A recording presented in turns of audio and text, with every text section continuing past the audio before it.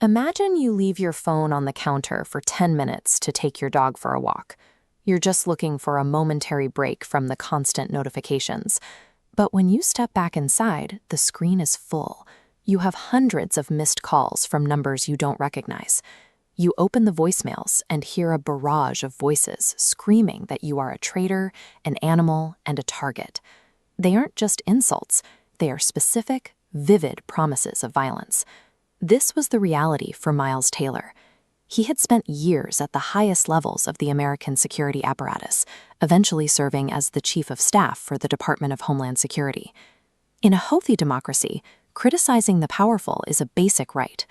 But that right has been weaponized into a crisis, where the simple act of disagreement now carries a potentially lethal personal cost.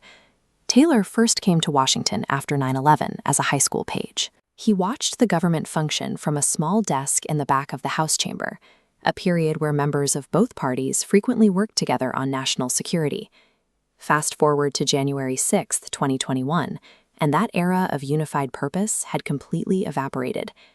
During the insurrection at the Capitol, that exact same desk Taylor sat at as a teenager was dragged across the marble. It was shoved against the chamber doors to serve as the last line of defense against a violent mob. The physical violence followed a surge in rhetoric. In 2016, members of Congress faced about 1,000 threats a year. By the time Taylor left the administration, that number had spiked tenfold, hitting 10,000 threats annually.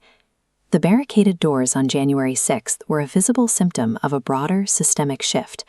Across the country, the price of political dissent had been reset to a dangerous new high.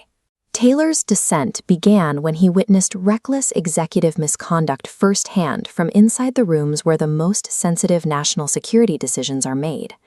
To sound the alarm, he initially published an anonymous op-ed. He chose to hide his name to mirror the authors of the Federalist Papers, hoping the public would focus on the warning rather than the person delivering it. By the 2020 election, Taylor realized anonymity sent the wrong message about accountability. He decided to take off the mask and put his name behind his claims. The retaliation was total. He was doxxed, lost his job in the private sector, and spent his life savings on legal fees.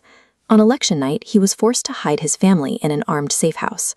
This crowdsourced mechanism of intimidation enforced a public silence, making an example of Taylor to ensure other officials remained quiet. This raises a difficult question. Who is actually responsible for creating an environment where dissent is this dangerous? Political leaders often amplify the rhetoric and designate specific targets, yet the engine that sustains this environment is powered by the public themselves. Data shows 1 in 3 Americans believe political violence is justified. This group splits equally between Democrats and Republicans, but the most significant statistic is the rest. 2 out of 3 Americans actively self-censor their views because they fear reprisal. Extreme factions only possess the power to intimidate because the self-censoring majority creates a vacuum. When the middle disappears into silence, the outliers can set the price of dissent as high as they want. We can view this crisis through the lens of a rigid microeconomic marketplace to find a path forward. This is a basic supply and demand chart. In any market, the point where these two curves meet determines the price of the good. If we label the y-axis as personal risk and the x-axis as dissent, we can see our current problem. Because the supply of people willing to speak out is so low, the price of doing so, the risk to your life and career, is astronomically high. We can't fix this by decreasing the demand for truth and debate. A healthy democracy actually requires that demand to stay high. The logical correction is to flood the market with supply. A mob can easily target 1 or 2 individuals, but they lack the capacity to target millions. By increasing the number of people who speak their truth, we overwhelm the mechanisms of intimidation and force the personal risk for every individual to drop. Most of us are currently part of that anonymous 2/3, hiding our views behind a figurative mask to avoid being noticed. But the only way to disarm the threat of violence and protect the republic is to refuse to be anonymous. It is time to take off the mask.